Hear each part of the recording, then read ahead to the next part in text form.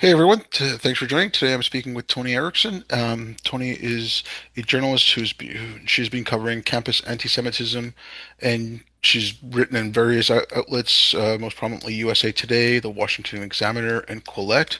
And she also has a Substack under her own name. Hey Toni, thank you for coming on. Hi, Obad. Thanks for having me on. Yeah, well, I was, I was noticing a lot of your writing on Facebook, and then especially after October 7th, 2023, you've been doing a lot of covering of anti-Semitism in the States and I guess Europe, but also you've been covering what's been going on in Israel and, Gaza. And you also recently converted to Judaism, and you wrote a piece about that in your Substack, and I think you also had that in the The Times of Times of Israel. Yeah. Israel. Uh, so I was wondering if you wanted to start with your piece on how the Hamas supporters led you to convert to Judaism, and we can talk about what you've been covering for the last decade or so, and then we can go from there. Sure, yeah. So when I started as a student at Columbia University, technically it was Barnard. Barnard's this women's college of Columbia. Hmm. I got to campus, and the first thing that happened that I remember was a girl on the very first day. She came to my dorm, she knocked, she was very polite. She handed me a petition and she's like, "Hey, I'd like you to sign this." Everyone on the floor signed it already. You're the last person because I was in the corner unit. She's like, everyone down the hall's already signed it. I just want to get your signature. And I looked at that petition and I was very confused. I did not know what it was about. It was a BDS petition. I now know it, boycott, divest, and sanctions Israel petition, which basically was calling upon the Barnard University administration to stop investing their endowment in Israeli stocks, to boycott Israeli products, and to create some sort of sanction, maybe like a public statement against the state of Israel. I didn't know anything about Israel or Palestine at that time. And so I simply said, I don't know what this is about. I can't sign it, but why don't I research it and give me a few days? And so she seemed okay with that, and I didn't sign it, and she left. Um, a few days later, the same thing happened. She came back to my dorm. She's like, "Hey, we want your signature. Everyone has already signed it. Are you willing to, put your name down on this? It's going to the administration, and we really love your support." And I said, "You know what? I would totally love to help you out. I'm sure it's a good cause, but I don't know anything about geopolitics. And that's not what my focus was in high school. That wasn't a topic in any of my classes. I started college when I was 14. I started taking classes full time at a local state university when I was 14, and I really got to choose my own classes when I was there. So I didn't choose to take any history classes or geopolitics classes. I mostly chose to take environmental science classes and health science classes. So I didn't know anything about what this petition was trying to tell me. But I didn't sign the petition, and that was probably I don't want to say it was a faux pas, but probably one of the defining moments of my freshman year because days later, I think it was honestly overnight. That girl had she must have gotten angry with me because she went into the Barnard 2018 class of 2018 Facebook group, the Columbia group, and like all of the other little Facebook groups that everyone was in. She basically said I didn't support Israel. I mean, she said I didn't support Palestine. She said I was a Zionist. I supported apartheid. I didn't care about people of color, indigenous people's rights, a lot of stuff like that. And a few posts over the next week popped up in different groups, and the blowback was immediate. Like, I remember being in my freshman year writing class, and someone had asked the very first week I was in that class, "Hey, did you sign the petition yet?" Or she said, this girl was like, "Do you sign the petition yet?" And I was like, "No, I didn't sign the petition." But she had already heard that I didn't sign it. And that was kind of a key defining moment of my time at Barnard. Like I think in your article you said you started in 2015. That's like that was when you started at Yes, Barnard. fall Yeah. 2015. Okay, so that's a decade ago. So back then I was still in the Islam discourse, and I mean I came across whatever critical social justice, wokeness, whatever you want to call it, Yeah, progressive. DEI, social Yeah, yeah, justice, yeah, anti-colonial yeah. theology. I came across that because of speaking out against Islam. Mm-hmm. And it was, I'm sure you've gotten a lot of oh yeah, yeah. I mean, trouble from I was that. called a white supremacist and all kinds of other stuff, and it was fun, But I just wanted to find out why, and that's when I started looking into this. I started reading a lot of intersectionality and critical race theory, and I even got into the gender and queer theory. And I have a poli sci degree, so I studied a lot of post colonialism in school, anyways. Mm-hmm. Um, and that's when I was like, hey, because I wanted to find out how someone could call me a white supremacist, like where that was coming from. Um, you know, if they had said racist, that was something else, but a white supremacist, that's, like I'm not white. So, I want to know where that's coming from. So that's what led me to that. So, I mean, what you're saying is It's kind of, this ide it's this ideology that anyone who doesn't agree with the proscribed social justice orthodoxy and everything that that entails, if you don't agree with that, it means you support white supremacy.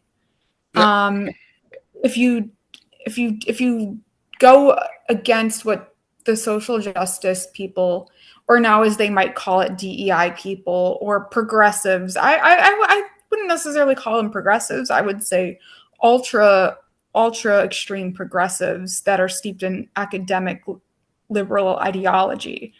If you go against what they say on race, religion, if you point out any inconsistencies in what they say, they automatically need to shut you up. They automatically want to shut you up. So the best way for them to do that, or the only way they know how, really, is to just hurl insults at you until you stop talking or until you've been sufficiently traumatized enough.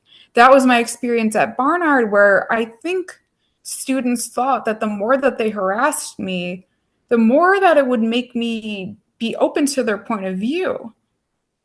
But it didn't work out that way. In fact, it worked in the reverse, and it kind of led me to Judaism. The more I refused to sign the petitions and support what was happening on campus with regards to Israel and Palestine, the more people were basically like, you know, harassing me, and it got pretty bad. And I'm sure you've experienced that type of harassment as well. yeah. I mean, look, I've never been big enough to get that kind of harassment. When I started speaking out, I was doing it online. I wasn't in school or anything anymore. So it was just, as far as I was concerned, it was just idiots on Twitter or Facebook. It didn't really bother me. Um, Oh, I understand. yeah, but I mean, like I said, I started looking at this stuff roughly around 2014. I started digging into it and started getting more and more into it. By 2016, I was really into it, but I didn't start noticing the anti-Semitism coming out of the progressive side because I don't think I was looking for it. I'm not saying it wasn't there, but I started noticing it 2017, 2018, especially when it was concerning Anne Frank. And I'd see things about how Anne Frank was using white women's tears and stuff like that. And that's when it clicked to me, like this, you know, I was like, what you'd said about if you don't follow their orthodoxy, you're a white supremacist because, you want to uphold that system and stuff like that. I mean, they've even had a couple of conferences in Canada, like online conferences about brown complicity and white supremacy and all kinds of other garbage. Um, but it wasn't until, like I said, I was also doing a lot of reading, but when I saw the anti-Semitism and looking at my reading, it was just what they were saying, like, okay, well, you've got whiteness and you've taken on whiteness and Jews are white. Um, that's when I was like, okay, that's when it really kind of coalesced. Like, this is just they're blaming everything on white people, and anyone who they don't like, they're accusing them of being white. Then it makes them an acceptable target, and that's what I saw starting happening, to Jewish people in And Canada. it's so funny that when these people talk about Jews, they all, almost always say that Jews are white. Jews come from I think there's hundreds of countries that they come from. They are a diaspora group. There are Jews living in every country. There are Jews of all colors. I go to temple. There are Jews that are Hispanic. There are Jews that are African American. There are Jews that are, of course, white. Um, but in a way, the discourse on Israel has been constructed by academia in such that the major talking points is that Israel was a quote unquote white settler colonialist project. And because of that, and because most Jews do, well, they are white passing, I guess you would consider them white passing. They are by fault, de facto, doing, I guess the question becomes, Jews deserve the hate that they get because they are white. And to say that Jews are white is just a complete misunderstanding of the whole Jewish diaspora and what's going on in Israel. And it doesn't make sense. In Israel, there are Arabs, there are people of color, there are Jews of all different backgrounds. Yeah, And that's one thing that they don't talk about. no, and I mean, it's the same way with South or East Asians, right? If you go along with the DEI or orthodoxy, then you're a person of color. If you don't, then you've taken on whiteness, and you're, garbage like yellow privilege, like I said, the brown complicity and white supremacy and all that kind of nonsense. It's it's to make it okay to attack those people. I mean, just even take a look at Tim Scott, I believe it's Tim Scott, Republican congressman. He's African American, and he got called an Uncle Tom and a coon and all kinds of other stuff because he's a Republican and he supported Trump. And Mm-hmm. it's look, I get that they attack white people, and they to make any target acceptable, you've taken on whiteness, you're white now, you've become white, blah blah blah. That's what it is. But it's underlying it is they've come up with that concept of whiteness, and what they describe as whiteness is, you know, basically Enlightenment values, and so they track it all. So they'll say capitalism is whiteness. I remember in the George Floyd riots when um, synagogues got attacked and burnt. Nicole Hannah Jones, 1619 fame. That's one of the things. Oh, well, this is just property, and property is whiteness. Like that's how they Mm-hmm. justify it to themselves. Um, so that It like becomes a very reductive ideology because at some point you can just say, you can replace the word power, social capital, and privilege with the word white. And it becomes a very reductive way of thinking about things because you're not really getting at the heart of the issue. You're just using, what happens is a lot of times people are using these words just to shut people up by calling them, you know, I don't like using the word white supremacist. I think it's a really dirty word. And there are legitimate white supremacists in this yeah, country. But the majority of people who are being called this by people who are attacking them for their beliefs, not because of their color, but for their beliefs on politics, economics, um, government programs, whether you support Medicaid or not, that could be construed as being racist or not. So that is a problem. And when we don't use precise language, what we get is a lot of just discussions that don't make sense. And that's why a lot of people have woken up, I think, in recent years, especially in the last 10 or so years, to just how destructive and how myopic the ideology that's coming out of liberal academia is, because that ideology is taught to hundreds of thousands of students every year, and those students go on to business roles, PR roles, hiring roles, nonprofit work.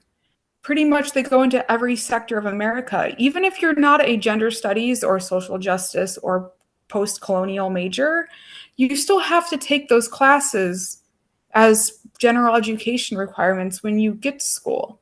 It doesn't matter whether you're at Columbia or you're at a state school, you're still being taught pretty much the same type of ideology. I started college when I was 14, and I had to take some of those requirements while I was at the state university where I started taking classes at, which was, not an Ivy League school. It was just a small state university that was, on the other side of the city that I lived in growing up. Okay, And the ideology is the same. The ideology that is being taught on these liberal elite schools is being taught everywhere. So people like to think of it as an elite, Columbia University, Brown University, UCLA, um, Ivy League schools. They like to hone in on the Ivy League schools as if this is just an Ivy League problem. But that academia, all of that popular academia, uh, terms like intersectionality, which was the term created by Kimberly Crenshaw, who's a professor at Columbia, all of that has trickled down to all the other schools in America. So it's really divided a lot of people on how they view things. And women are a lot more likely to be in college education enrollment. Women are more likely to go to to get their associates. They're more likely to go to um, undergrad. They're more likely to go to grad school, and it creates this kind of, as we've seen in the last election, women overwhelmingly vote towards the Democratic Party, and men are completely alienated from it. And a lot of it has to do, I think, with how young people are kind of educated to think certain ways. And a lot of this comes from these top universities like Barnard and Columbia, where I went to school. yeah, I mean, look, when so you started in 2015. I want to get into like I just have to ask you about being 14 and going to college because I mean that just seems awfully young to go to college, but put a pin in that for a second. But like, so you started Barnard in 2015, and that's 2014-ish was when this really started exploding and getting off campus and was becoming more apparent to the Mm-hmm. public. Like, what was that like? Because I mean, I've spoken with professors, I've spoken with, academics and stuff. Of my looking into it, it was, like you said, these people went out into schools, left the schools, went out in the workforce, some came back to the academy, and this started building in the early 90s when intersectionality got introduced into all these subjects. Mm-hmm. And so by 2015, you look at the studies like, 90% of the professors and administration, whatever, are um, voting Democrat and stuff like that. So it's very, very one-sided. Um, but what was it like with, you mentioned, oh, unless you're taking like, gender studies or critical race theory or anything like that, but even if you took a sociology course or an English course, Yes. they Yes. were, go ahead, sorry. So when I started college, I started the summer when I was 14 years old. I took an environmental science class, and the whole reason why I actually started college as really young was I really wanted to get out of where I was living. I was living in a city that I don't like to name. Yeah, that's fine. It's a very personal thing. I was living in a very bad city. The crime rates were super high. The poverty rates were astronomical. Everyone I knew was on food stamps, including myself and my family, or the people that were taking care of me at that time. Um, and I wanted out. I knew from a very early age. I remember being like maybe in second grade. I was like, I have to get out of this city or I will die. I remember there was on the street that I grew up on in the city, there had been 3 shootings within 4 years. and people had died. My dad was actually, my biological father was actually on the news once or twice to talk about the shootings that happened down the street. And I knew growing up that I didn't want to continue living in that poverty trap and get stuck there. So throughout my entire education, I made sure that I was always one step ahead, one step ahead. So when I was in sixth grade, I was writing at a 12th grade. I was reading and writing at a 12th grade level. By eighth grade, I was applying to college. I actually got really funny story. I actually got into DeVry University, the for-profit college that kind of is a diploma mill. I got into DeVry when I was in eighth grade because they wanted to do a partnership with inner city smart inner city youth. And I actually couldn't go to DeVry because after I did the orientation, after I signed up for all my classes, they had to register me in a certain system, and I was in eighth grade, and they put my age in.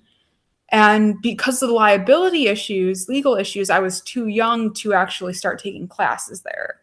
So my freshman year at where I went to high school um, was an early college program. So the whole point of the high school, which was 2 hours away from where I was living at the time, was a 2 hour commute to the other side of the city. I went to a specialized high school that prioritized starting college early. And so I did. I took the SAT and the ACT when I was in eighth grade, and then again in ninth grade, and I got into college. Um, and some of the first classes that I took at that state university, run of the middle state university, were steeped in this academic dogma. Um, as I talk about in my essay on Substack, a lot of the key points people were talking about that they were trying to enlighten us about, whether it be an economics class, a psychology class, an environmental science class, was about how women are negatively impacted in the society. It was all about oppression. It was all about how every certain person is oppressed, whether you were disabled, whether you were a person of color, whether you were a woman, whether you were privileged economically or not, whether you were privileged by having family members in your life. I grew up in sort of a foster care type upbringing. I don't want to get into it. But a lot of even having a family, even having two parents you can call on the phone to ask for advice, that's considered privilege. And so a lot of what we learned, and I actually liked this because it gave me a new way of understanding myself and why my family and friends and why everyone was in this terrible economic situation that we were all in. It gave me a lens to understand just why society, we were just so low on the socioeconomic ladder. And so I clung to a lot of that ideology at first. So when I was writing my essays to go to Barnard to finish high school and the college when I graduated high school, I graduated with 70 college credits. Then I went for 4 years at Barnard. By the time I got to Barnard, I had already started thinking about the cracks in the ideology. I remember there was this one professor that I had when I was 16, and she said that Subway, the fast food chain Subway Hmm. where you can get sandwiches, she said we shouldn't be eating there. Why? Because if you look at their ads, they have women eating these big long sub sandwiches. And what is that sub sandwich supposed to represent? A phallic object. It in turn, we learned that a lot of things were quote unquote sexist and oppressive to women when in fact they were honestly pretty trivial. I have to say I did stop eating at Subway for 3 years after she taught me that because I bought into her social justice dogma. And I was only 16 at the time, but Yeah. me and my best friend from high school, who also was taking college classes with me at that time, we both stopped eating at Subway because we were just taught that it was a perpetuation of sexism, and that we shouldn't be economically supporting those chains with our money. Yeah, I mean, there's better reasons not to eat at Subway, but whatever. I mean, okay, that's like what you're talking about is ridiculous. Just kind of getting back to your article, the anti-Semitism. I'm just Sure. something you mentioned in there, like these people were just. I think you kind of alluded to earlier. They're just repeating mantras. So I'm just curious from like a student standpoint, how much was taught where you're just learning slogans and catchphrases and you're not really looking into, you know, like really going in deep into something. So like the Israeli-Palestinian issue. I mean, it's very complex. You have to look at a lot. It's not just, oh, well, Israel was created after the war and that's that. There's a lot that goes into it and why it happened and all the conflicts that have come up after the fact. Um, so are they just taught Israel is a genocidal state, Israel is a colonizer? Do they not realize that So I what understand what you're saying. So I would say when I was at Barnard, I didn't take any classes on Judaism or Israel or that even touched upon that topic until my junior year, where I took a Jewish music class through the Jewish Studies department. So I did not learn anything about Israel and Palestine personally while I was at Barnard in Columbia. Um, you mentioned those slogans, and you asked about how those slogans get bandied around and how in depth do professors actually go in terms of teaching what those mean. I would say a lot of those slogans are simple. There's microaggressions, there's racism against people of color, there's the Me Too movement, there's, sexism against women, there's oppression, there's hierarchy, there's intersectionality.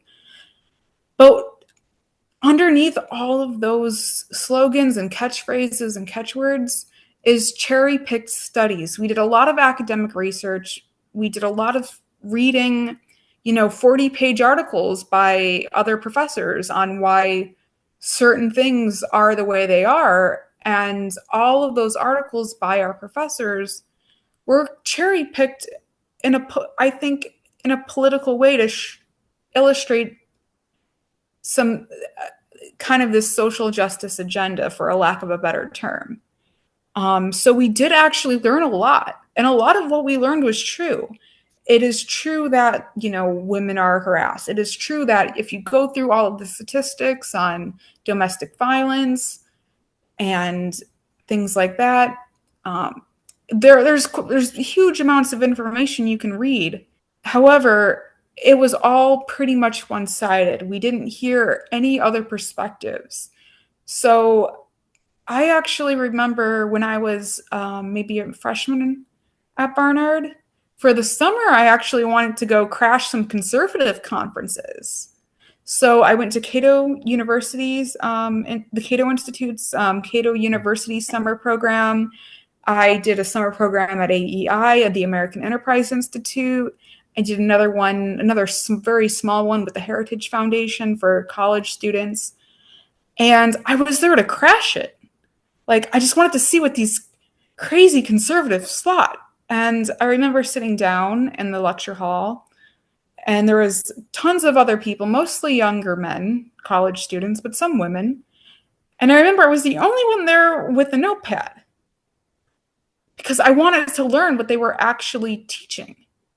And so I went to these conferences and I started learning. I took a class with I took a 1 week class with Charles Murray. It was an intensive. If you don't know, Charles Murray is a scholar at the American Enterprise Institute, and he wrote a lot of very controversial books on intelligence, human diversity, yeah. race, and he's a very polarizing figure. Um, and there are sound bites that you can take out, and you can say, oh, this person's a rabid right wing conservative. But when you get to the heart of what these people are saying, it's no less true than what the liberals are saying. It's just how you package it and present it. So you can have one truth about women being harassed, and you can have the liberals say something about it, and the conservatives say something about it, and the libertarians say something about it, and that basically, mirrors the polarization that we see in our current news system as well. But to your point, we did read a lot. The education I got at Barnard and Columbia, most of it was at Columbia because I had to stop taking classes at Barnard because too many students recognized me from my writings and from the fact that I didn't support Israel. Um, yeah. Um, like something what you said there. So back in, I think, like early on in my podcast, or probably around 2018 or so, I spoke to there's a professor in Canada. He's very left leaning. He writes for Jacobin. The guy's full blown Marxist. Okay. But he was talking about postmodernism on the right, and this was something I had been talking about in a roundabout way. And I said, look, you're going to get overcorrections coming from the other side. This is, it's all left leaning nonsense that's being pushed, um, and you're going to get overcorrections. And I also pointed out that if the schools are like this, you're going to get conservatives, and I don't like using liberal conservative, but you're going to get, the conservative, the right wing faction, using the same lens, but they're going to use it, you know, for their advantage. So, you know, the discussion I had with Matt was about what's coming from the right. And I said, these kids are being taught to look like it's in K through 12, starting in 2020. It went like wildfire throughout the states, and it's all in K Mm-hmm. through 12 curriculum. In like 2016, 2017, it was in 17 states. Um, you know, Right. Because I remember when I was growing up, mhm. we didn't learn about that stuff in K through 12. Yeah, and but I mean, okay, when I say it was in the schools, it wasn't you were learning about intersectionality. You were being taught, like you said, it was that lens that was being used to teach everything. So they taught them the intersectional lens, and you know, some of these kids came out, and they're from conservative families. They still have those conservative outlooks. So then they applied that intersectional lens or that post-colonial lens, but they did it on their side for things that were important to them. Like they might not have drank the Kool-Aid, but they found the recipe and they used that recipe to make their own Kool-Aid. And Mm-hmm. I mean, one of the things I was worrying about starting when I started seeing the anti-Semitism, it's okay, you're going to get this from the left, and traditionally in the West, the left has supported Jews, has been very outspoken against anti-Semitism and the Nazism, the Holocaust, the Shoah, all that, and oh no, the left. So Jews had a home in the left, and they were, I don't want to say a protected class, but they had people who would back them up. Oh But then yeah, I completely get what you're saying. and then they lost that. Until I So would say I would say until about October 7th, mhm. Jews were considered a minority to the left. They were considered a protected minority, just like a lot of other, small micro groups were. But once October 7th happened, it changed. Jews, after October 7th happened, everyone who studied that kind of post colonial literature in college and who read about it on in books by Edward Said and who watched YouTube videos on the Orientalism and the white eye, how the white eye sees things. Yeah, yeah. The The perception of Jews changed, and Jews changed also. Jews, according to Pew Research, Jews politically started leaning more and more right, identifying more and more with the right. It's crazy to think about that because 10 years ago, a lot of those people who Jewish identifying would have never said I'm a right winger or I support Trump or I'm a conservative or I believe in conservative values. yeah, But but the pendulum really swung for Jews after October 7th, especially at least in America, from what I was seeing. okay, I'll say the pendulum But swung. my experiences at Columbia were just kind of like someone that I know that actually worked at Columbia University for almost all of her life said, my story is like the canary in the coal mine. There's so many other students that had for years gotten a little bit of abuse and a little bit of harassment because of their beliefs on Israel or the fact that they were Jewish. But really, it was silent because there were so many other issues like sexism and misogyny, the Me Too movement, Harvey Weinstein, that were way more interesting to people who were reading the news. They were scandalous. But okay, one of the things I think is, first of all, in the schools, you're taught about Nazism, you're taught about the Holocaust. I'm not saying don't teach about that, but you're not taught about what happened in the Soviet Union to the Jews. You're not taught about the left wing anti-Semitism. I mean, the whole Zionist thing came out of the Soviet Union to discredit Israel, right? I mean, it's like I've spoken with her name is Isabella Tabarovsky. She grew up in the Soviet Union. She spends her time between Israel and the United States. She's a journalist. Mm-hmm. You know, when we spoke about the commonalities of what you're seeing on campuses, and this is, I spoke to her once right after October 7th as well, but like the similarities of what's going on the campus to what was going on in the Soviet Union, and she makes a lot of connections between the Soviet rhetoric and what's being spouted by these kids. But it was before the October 7th. I mean, okay, so 2020, there had been again another, rockets flying from Gaza into Israel, Israel retaliating, and then there was protests going up and down. Uh, I mean, Jews were being chased in the streets in cities across the U.S., in Canada, in Europe, and there was one day where in Toronto there was a pro-Palestinian rally and there was a pro-Israeli rally, and then some Jews were being chased down the street. And there was like video of it. And our prime minister at the time, Trudeau, his first instinct was to warn about Islamophobia. Like Mm-hmm. you've got Jews being chased down the street, and you're worrying about Islamophobia. So, I mean, yes, I think October 7th. What you're getting at is actually really interesting because that also touches on a part of my essay.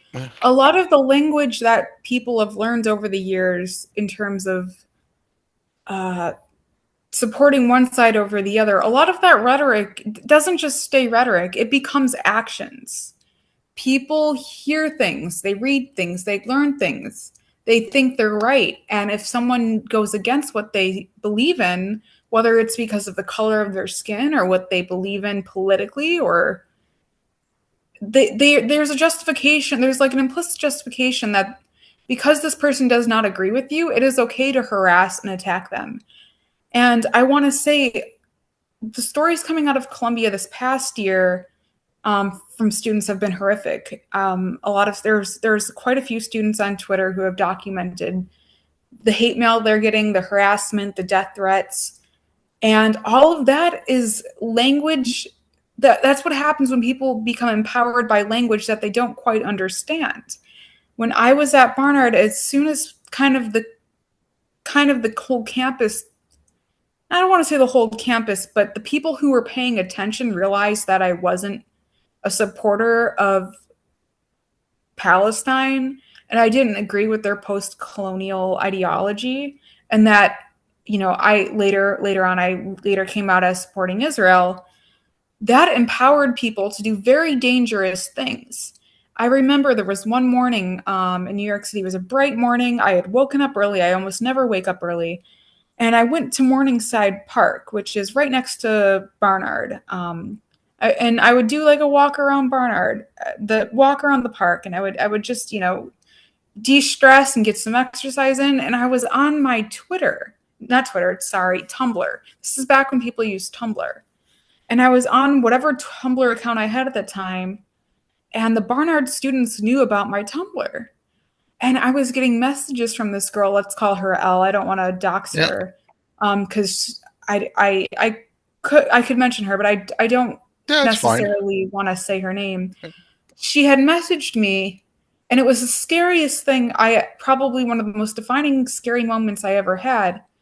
I was walking through Morningside Heights or Morningside Park, which has some cliffs in it and some very steep hills. And she said, I hope you fall off a cliff in Morningside Heights and you no longer have to come back on campus. Like in essence, it was almost I don't want almost a death threat in a way. It came off as a death threat, and I wish I had saved all of those messages. This is back when I had a Chrome. Uh, I had a very rudimentary laptop back then. It was just a Chromebook. I couldn't afford a Mac. I couldn't afford a PC. I had a Chromebook with very little memory on it, so I couldn't save and screenshot all of these little messages that I was getting. But it was the rhetoric that these students learned that empowered them to say these things to me. A lot of it was online, and a lot of it was from anonymous accounts that I knew were from Barnard students because they would all come in waves. After I might have said something or did something or on campus, I would get floods of, because on Tumblr, there's an anonymous message feature. And people would just say the most horrific things. I was honestly scared for my life at that point. I had no home to go back to. I was living in the Columbia dorms. People were threatening me, saying that they were going to get me kicked out of the dorms because of my beliefs. They didn't feel safe with me. They went to residential life and reported me multiple times. From what I understand, I was terrified. I was terrified that I was going to get kicked out of Barnard, lose my housing, become homeless, and just it was terrifying. It was viscerally terrifying. I actually developed a stress-induced eating disorder because of almost partly because of that, because I was so stressed out from all of these death threats, all of the harassment, my Palestinian roommates, the fact that there were people from SJP and JVP living down the hallway from me, that I was so terrorized that all I could do was just run. So I would run 8 to 9 to 10 to 13, 14 miles a day after I was done with my schoolwork and done doing my student journalism work, all the way throughout Manhattan. And I went from I don't know, I think I started Columbia. I was probably about 140 pounds when I was starting Columbia, 145. And I dropped down to maybe 110, 105 by the end of my time at Columbia. Obviously, part of that's not only due to the harassment that I faced, there's other issues there. But I was so scared I had to run off the anxiety. Like, that's the only thing that I felt like I could do. And I was terrified. And I think these people who harassed me, for some of it, I think maybe they had good intentions. I think about social media nowadays and I think about how I interact with people. And if I don't agree with someone, sometimes I get that urge to just yell at them online, and I don't. And I refrain from doing that because what I'm doing is not trying to educate them. What I don't feel is the feeling of, oh, you need to be educated. It's the feeling of anger. And so long, I misconstrued these students' feelings of anger as, oh, if I just, maybe they wanted me to understand and read more. But even after I read more and I understood more and I started engaging with some of these students on campus about what I believed, it Yeah, didn't matter. It didn't matter what I said. yeah, but I mean Only that. mattered that I was a Zionist and that I supported Israel and that I was a white person. And most people thought at the time I was Jewish, so most people thought I was a Jewish Zionist. And there was a lot of rumors about how my family was Israeli. My family is not Israeli whatsoever. There was a lot of rumors that were made about how I came from a Jewish upbringing. People made incredible rumors that linked me back to Judaism to justify them saying that I was a Zionist that simply weren't true. See, the thing is, And like, all of that, I think, they were empowered by I really think they were empowered by the campus climate at the time because there were so many other protests going on. And it basically meant if someone on campus was coming to speak, there would be a protest. Like, for example, at one point we brought, I think his name was Tommy Robinson, who's yeah, a very controversial person, to speak on campus, and nobody wanted to hear what he said. They just shouted the event down.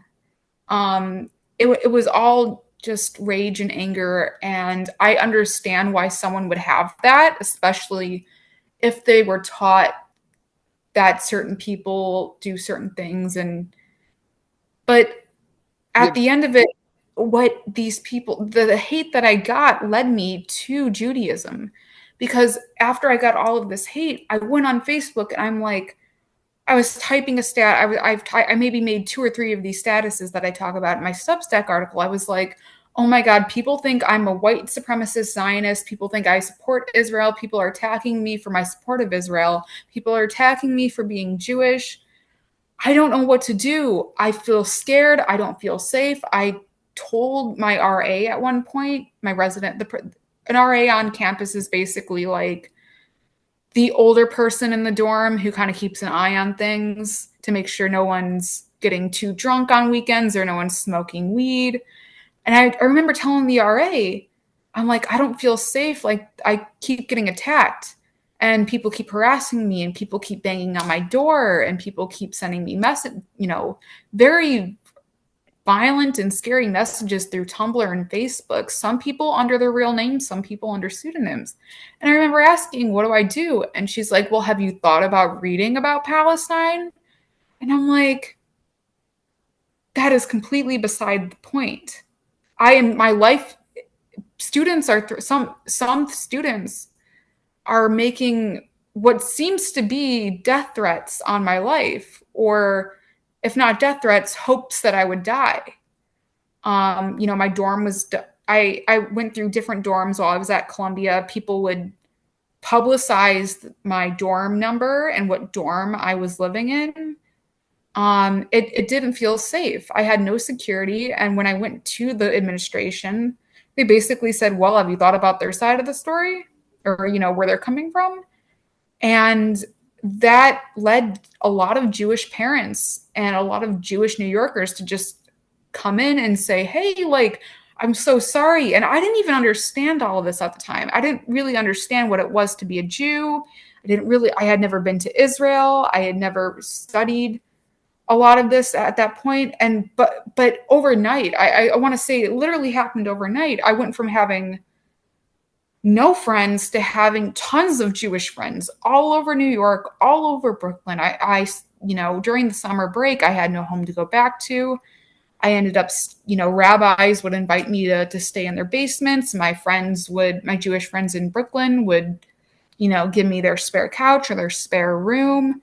We became friends and we started observing Judaism together. And that angered people even more, because they were like, oh, I would post pictures in Brooklyn and Crown Heights with my friends on Facebook.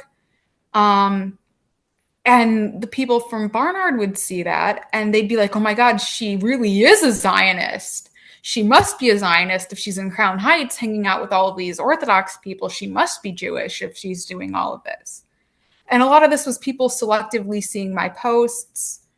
Um, but what I got from all of that hate was just a lot of love from a lot of Jewish people and a lot of Christian and Muslim allies who are like, we're so sorry you're being harassed. You know, I can help you this way, or I can provide you a place to stay, or if you need someone to call, I can be there. If you don't feel safe on campus, here's the number that I want you to call. Like, here's a special number to call. People would give me numbers to call. They would give me resources. I remember there was one Jewish mom who came to my dorm like a day after I made a post about being harassed. She gave me a care package. She literally like got this whole giant box it was this big like FedEx box. She filled it with challah. She filled it with like Jewish jewelry. She filled it with some stuffed animals. She put some like, just a bunch of little stuff, and it was just so cute. And I'm like, that's the cutest thing ever. I didn't even know why she was doing it, and I'm so sorry. My phone. over the time, I no longer, I lost her contact information. I remember what she looks like, but I lost her contact information. But so many people like that woman came to my help. A lot of people came to campus actually to talk to me about what was going on. And if they didn't come to campus, they were inviting me to their Shabbos dinners on Friday nights so I could get away from campus. And they really introduced me into what being a Jew actually was and what Judaism was about. And, um, over time, I began learning more and more about Israel, and all of the hate that people threw at me really was, in a way, it was counterproductive because it didn't go where it wanted to. It didn't silence me. It didn't make me stop talking about my opinions. It made me realize that there's a whole other world outside of academia where people agreed with me, or if they didn't agree with me, at least believe that you should respect people despite their opinions. And that's one thing that I really learned about when I was in my, you know, when I started meeting Jewish people in Brooklyn, and Yeah, they but kind of became my family. just In a way, like, they are still my family 10 years later. but just, Everyone in my emergency contacts list is Jewish. Everyone I call my brother or my sister, they're Jewish. It's but it like, backfired for them, and I'm yeah, kind of glad because I got a whole new family out of it. yeah, but like, just a couple things on what you were just talking about. I mean, like the article, like that whole part of it is great, but just going back to the backlash from the students at Barnard and Columbia, and this is Mhm. something I harp on a lot. I mean, I wrote an article about leaving Islam, and then about how the woke were trying to introduce a new religion to me, and this is exactly what it is. It's you're saying, oh, they were just spouting off mantras and stuff like that, but no, but they are they're converts. Okay, so I don't know about Judaism. I can only speak about Islam here. But the people who convert to Islam for the first 3 to 5 years, they are the most gung ho.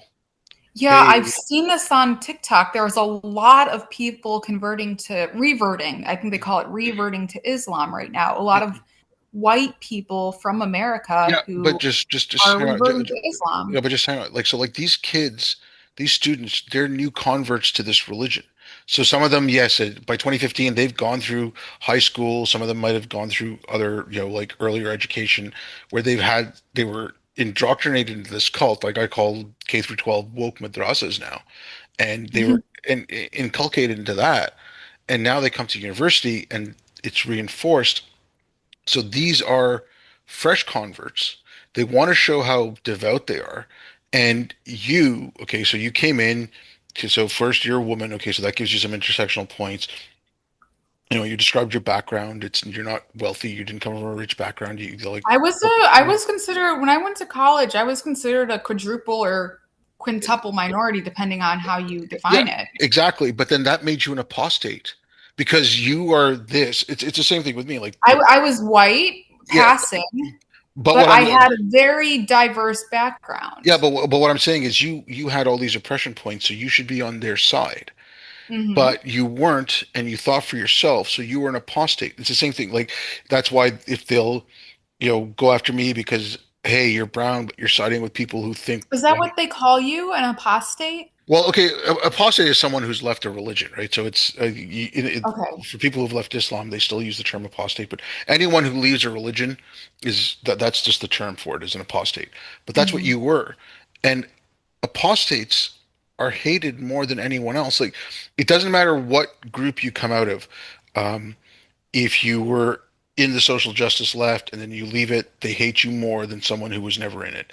If you were a white supremacist and you leave it, you were KKK member, hood wearing, burning crosses, and you decide that's wrong for you, they'll hate you more than they'll hate black or brown people. It's Right. because you have I've given seen up, that exactly too. you've given up the one true faith. So for them, it's an article of faith. You're a sinner. Like, okay, I have family in certain parts of the Middle East. Like, I have family in Yemen. If they found out I left Islam, like, I don't think they'd hesitate in killing me. Like, I have Oh technically, gosh. like leaving Islam is a death sentence. They're supposed to give you three chances to say, oh, you'll go back, and if you don't, you can die. Um, I mean, that's the prescribed punishment for apostasy. So you coming with all these oppression points, but then not falling for what they're telling you and how to think, you became Mhm. an apostate. You were rejecting the In a one true sense, faith. yes, you're that's exactly kind of the correct way to explain it. And I mean, so that's where their hate comes from. I mean, like it's it, and what's going on now, again, this is a lot of this is, and I can say it for myself as well. you know, a lot of times people in university will get the Coles Notes version of things. So, yes, I did a poli-sci degree. There's a lot to read. Sometimes I just don't have enough time, so I read a summary or something like that, and I Mhm. don't read the whole book. And that's what these people are doing. They're just like, I know a lot of people who blather on about DEI and all this stuff, and then when I start quoting, Delgado or Derek Bell or Kimberly Crenshaw or Peggy Mhm. McIntosh. They're like, who are you talking about? What is this? And I'm like, this is the literature of the stuff you're talking about. This is where that comes from. And they Exactly. don't know it. They just know the talking point. So it's, And it's so easy to find that literature through Google Scholar, scholar.google.com. You can find all of the original research on intersectionality, yeah, on diversity, inclusion, and equity practices. You can find, as a layperson, where all of that ideology initially came from. And it's so easy, but people don't go and look for it. as a layperson, so I try to speak the people who spout the DEI stuff to me. So I'm 55. I've got friends my age who spout this stuff. I see it on Facebook. I'm like, Mhm. you don't know what you're talking about. Here's this. They don't want to go read it. The people who've gone to school and studied it, they've read it. But the average person who just spouts this stuff, they're not going to read Derek Bell. They're not going to read Kimberly Crenshaw. First of all, a lot of this stuff is badly written. It's just nonsense. I mean, like the DEI stuff and the intersectionality, that's not nearly as bad as gender and queer theory because that's just out to lunch. I mean, Judith Butler and Gail Rubin could not I write. was waiting for you to say Judith Butler. Yeah, I read a uh, lot of Judith Butler in yeah, college. yeah, and I mean, but at least Derek Bell could write. I'm not, he was intelligent. Kimberly Crenshaw is not a dumb person. She knows how to write. Even, Edward Said and like the post-colonialists. Like these people weren't dumb and they could write well.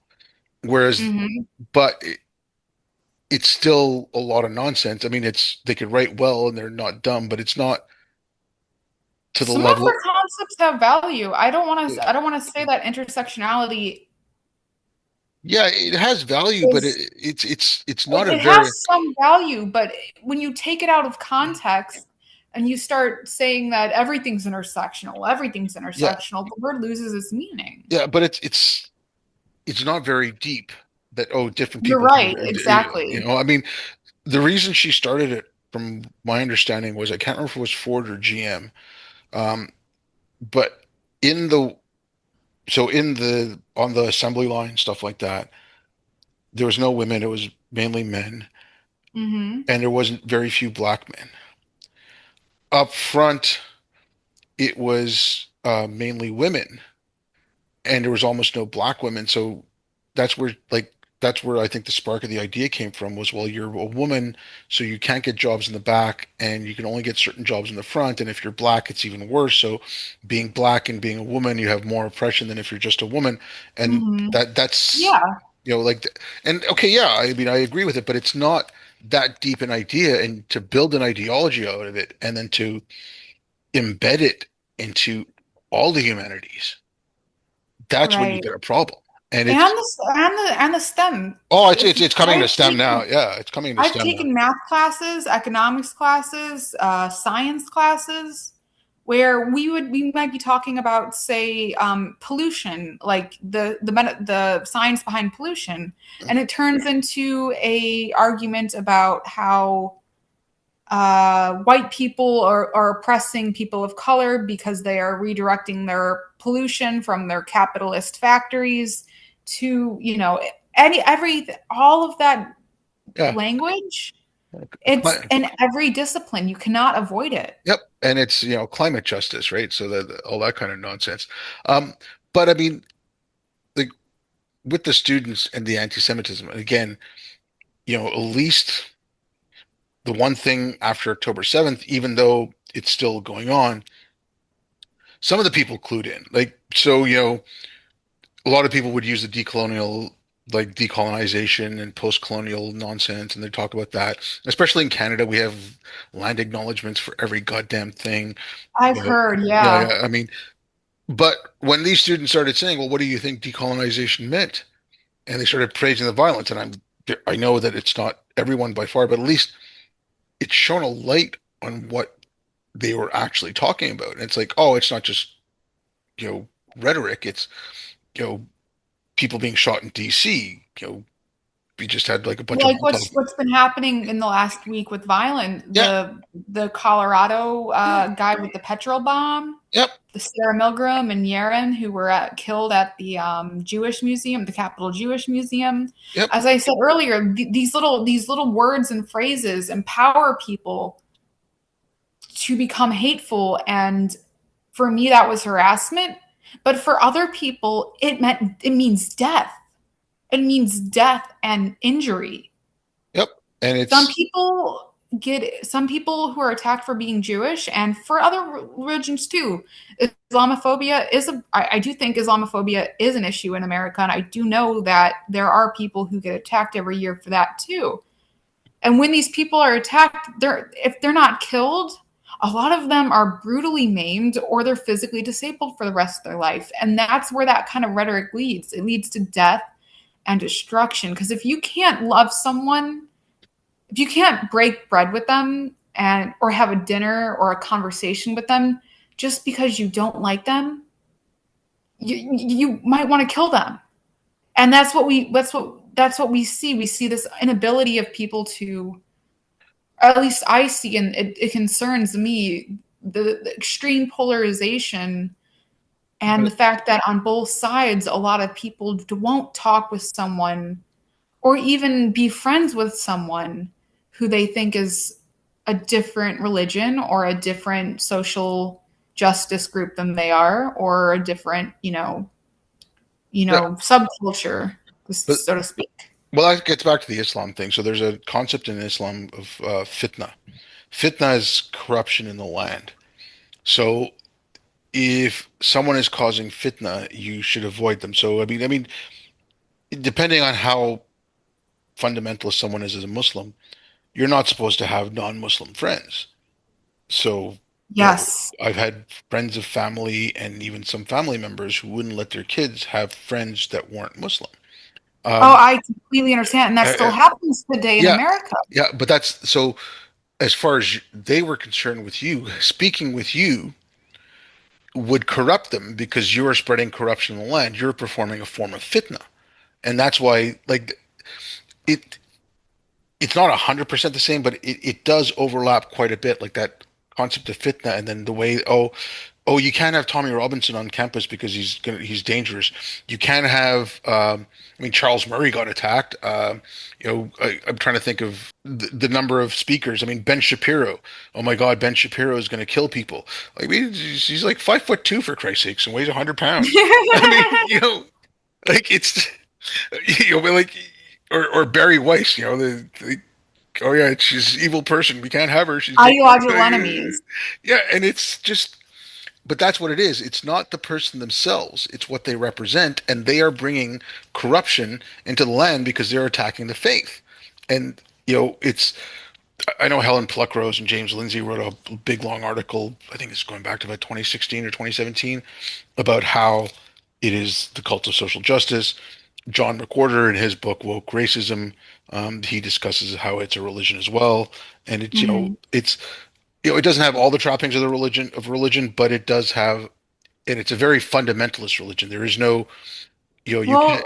Well, the way I see it is that as America has increasingly become secularized, the when people used to be divided by religion, they are now divided by politics. Politics has become the new religion. It has become the new way of associating how you interact with people, your belief system. And for most people in America, I think it has a more defining feature on their life than the religious affiliation.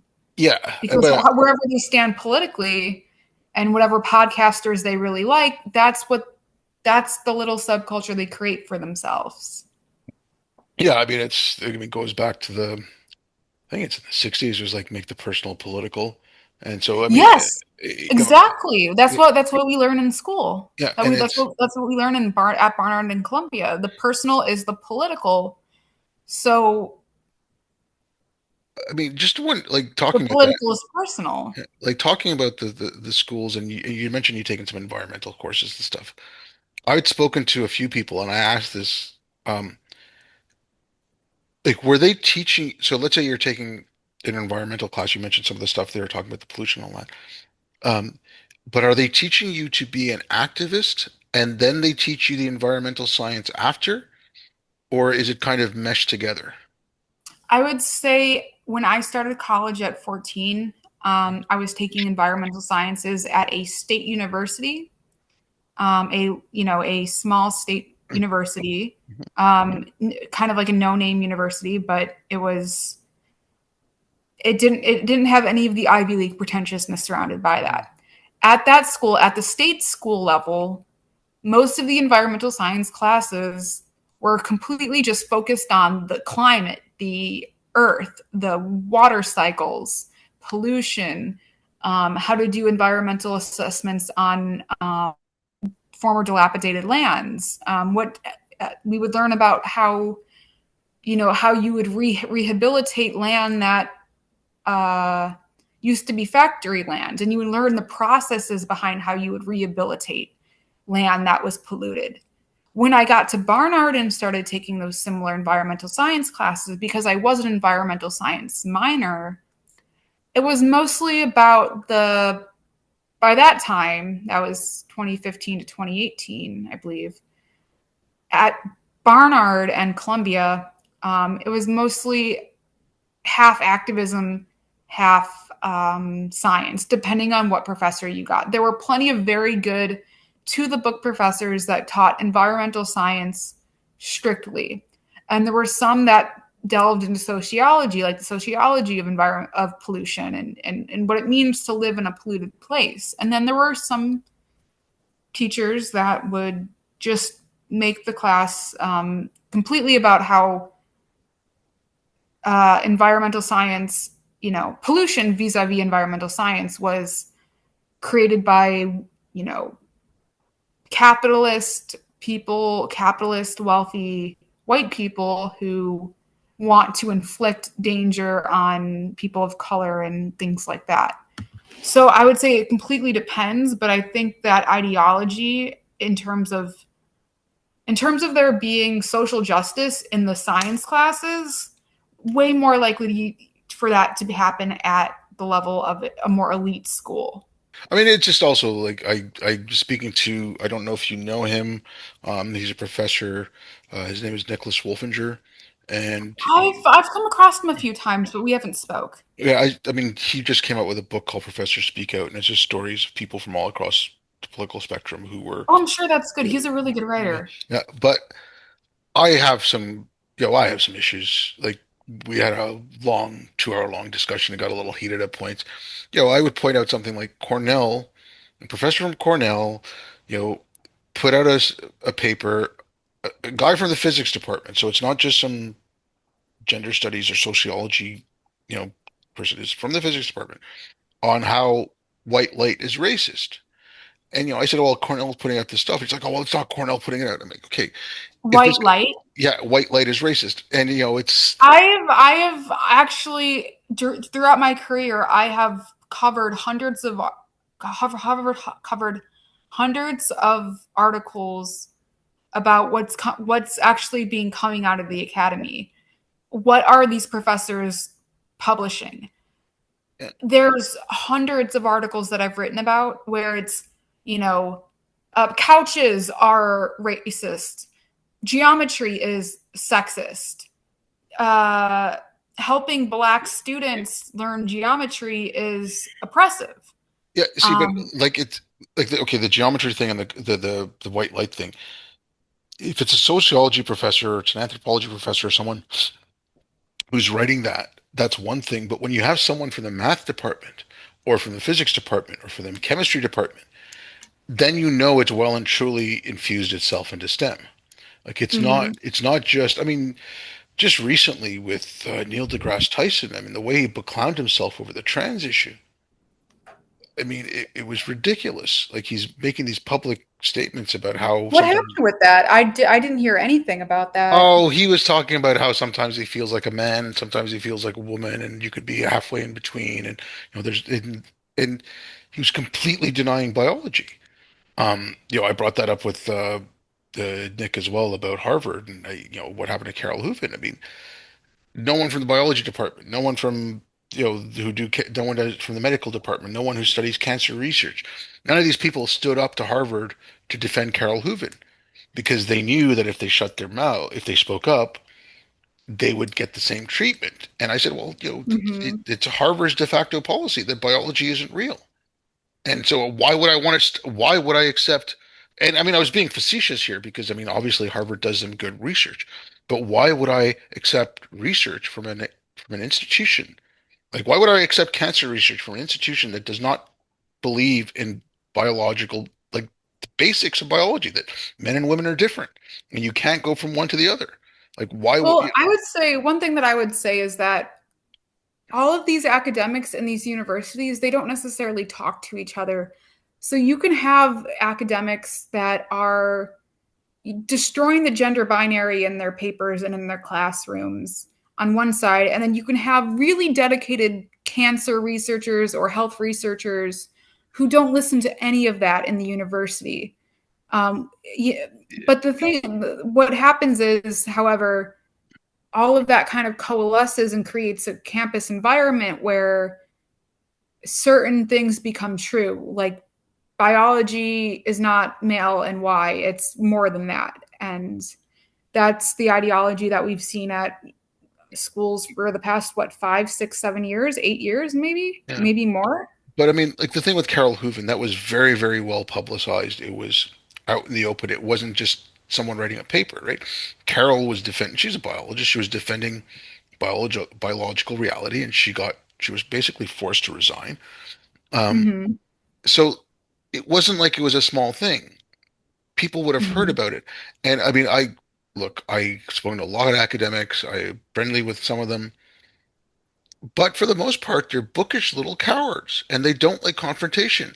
And, like, oh, well, I was just doing my, Nobody likes yeah. confrontation, I But they're like, think. but oh, I was just doing my research and, it wasn't affecting me. I didn't want to speak out about it. Yet these are the first people who will use that, saying like, first they came for the Jews and I wasn't Jewish, so I didn't say anything.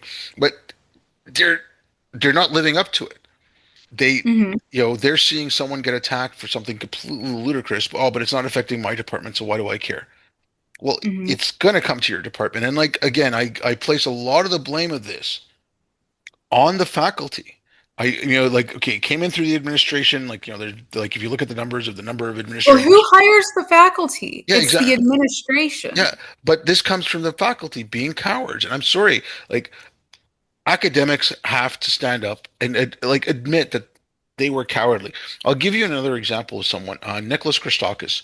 I don't know if you know who he Oh, is. I've heard of him. Yeah. Okay, so he became famous because at Yale, his wife wrote Erica Christakis. She wrote a paper, an email saying, "Hey," because there was some kerfuffle about Halloween costumes at Yale, and she's like, let people wear whatever costumes they want to wear." And Oh, I remember this. I yeah, remember this. yeah, I actually covered this yeah, news as a a but student journalist. Wait, anyway, this was years ago. Yeah, I yeah, remember. this is back in like 2015, 2016. But Hmm. right when October 7th happened, Christakis put out a tweet, okay, saying, "Oh, for the past 12 years, I've seen students have to go through these DEI trainings and these, the diversity trainings or whatever, affirmative access trainings. I think he's called some of them. I don't have the tweet in front of me, and who would have thought that, and like he basically put it that their civil rights were being abused. Okay, he said Hmm. that it happened for a 12-year period. So he wrote that in um, um, a he wrote that in 2020, like he wrote that in 2023 and said it happened for the past 12 years. So that's going back to 2011. Oh my God. He was the master of Stillman College at Yale in 2015, 2016 when this whole email thing happened. So the master of Stillman College, so like at Yale, the masters of the colleges, the professors, it was their responsibility to look after the students in those dormant facility, like those facilities. He saw students having their civil rights abused, and he said, "Oh, I did something better." Like, because I questioned him on it, I was very blunt. I said, "What did you do about it?" Like, I called him out. Oh, I was doing all kinds of stuff. I'm like, "What? Like writing a sternly voted worded email?" He should have helped those students take Yale and file a civil rights complaint. I mean, yes, it would have probably damaged his career somewhat, but stand up for your principles. And none of these people did. I keep hearing about, oh, Pinker did this and that. Pinker did squat. There are a few professors who I can go back and say, okay, yeah, they actually did some things, and they were did a lot more than Pinker or They Christakis. stood up. Some Yeah, professors actually stood up. Like, I don't know and if you know about Alice Dreger, but Alice Dreger, I believe she's like a health scientist out yeah, of the yeah, yeah, Midwest. yeah, I know her. But I mean, She I'm not. stood up for people. Yeah, She actually stood up for free speech and for what people were able to wanted to say. yeah, but I'm going back to like the 90s when intersectionality and critical race theory were first coming in. There were professors who wrote like so. Famously, there was Randall Kennedy, and This Randall. was before I was born, by the way. I was born Yeah, in 96. that's fine. But I mean, I look, I didn't know it back then. I just went back and read this stuff, right? And it's just, but no one took them seriously because it was far easier to go along with the intersectionality and the critical race theory. So academics, again, themselves didn't look into this and they let it happen.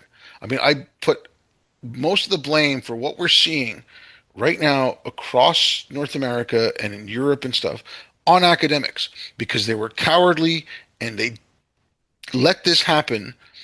And now they're pissed off because of what Trump's doing. And I don't agree with a lot of what Trump's doing vis-a-vis the Me schools. either. I agree with some of it. Politically, I'm pretty moderate. Yeah. But I'm sorry, but they're up in arms now, but I mean, oh, Trump's taking away academic freedom. I'm like, what academic freedom? There was none. If you said the wrong thing, you were ostracized. Like there was no You're academic. absolutely correct. Yeah. So I mean, I when these people start complaining about academic freedom, it's like I'm sorry, but your words mean nothing. You let it happen. And I mean, I know we're getting a little off topic, but that's my stance on this right now is uh, Hmm. academics failed. They broke trust. The academy completely broke trust. And I'm sorry, no one should trust them to fix this on their own. And that's why I think I have a lot of friends and I talk to a lot of people about schools, and people who went to these schools 20, 30 years ago, people who are Ivy League grads who went to school 20, 30 years ago, they don't want to send their kids to these schools anymore. Part of that, what you're talking about, is exactly the reason. Yeah, and I mean, There's no trust in the schools to actually teach students skills. In fact, I remember when I was at Barnard, um, I wanted to take a graduate class my freshman year because I was an overachiever. So I wanted to go. I was already a student journalist. I was publishing like 3 articles a day on very short, articles a day on like campus affairs. And I wanted to go to the Columbia Journalism School and take a class there. And they said that's fine, except you can't go to the journalism school because they're going to teach you a skill. So, and they said I couldn't learn skills, but I could go take a class with David Dinkins, the former mayor of New York City, and learn about how he basically, his time running the city and all of that. I could go to SEPA, which was Columbia University's School of Public Affairs. That graduate school, they let me take that graduate class with David Dinkins because it was based in basically like history and social justice and social science, but they would not let me take a class at the journalism school, which because they didn't want me to learn skills. And now people are wondering why don't people want to go send their kids to Harvard? Why don't people want to send their kids to Columbia? There's a lot of reasons, but the education isn't what you're not getting what you used to at that school. and you're paying a lot of money for it. Um, Look, we're getting a little long here, so I don't want to keep you too much longer. No worries. I'll No give worries. you, It's been a pleasure talking. I'll give you the last word here. So, where do you think we're going with this now? I mean, what's going on campus? What's going on in the streets? Like, I mean, I don't want to go on doom and gloom, but where do you see this heading? I don't see it headed anywhere good, and I'll tell you why. Over the last year and a half, 2 years after October 7th, and I'll just focus on October 7th because that's kind of my frame of reference for a lot of things. Yeah, go ahead. Since that happened, so many people are polarized. People are continuing to get more and more polarized. And as we see that this, we're all, a lot of us are basically, we're all wringing our hands over a situation that's in the Middle East that has nothing to affect, doesn't affect our daily lives in many ways. People feel more emboldened to retreat into their ideological echo chambers and just stay there. So when things happen politically, people have already developed these very complex social webs of what they believe in, and it happens on the right and happens on the left. But the more people are getting polarized, the more they lose the ability to talk civilly with another and to um, consider alternatives or even just talk. I don't see things going well for college campuses, and what's happening in Israel and Gaza right now is going to be the trigger point for probably the next 2, 3, 4 years of um, campus activism. I'm sure in 10 years something else will come along, but this is like the Vietnam War of our century.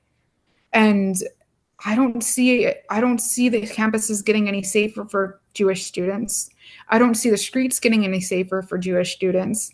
And other minorities as well. People become emboldened when they read about hate and stuff like that. And I don't see it going anywhere good.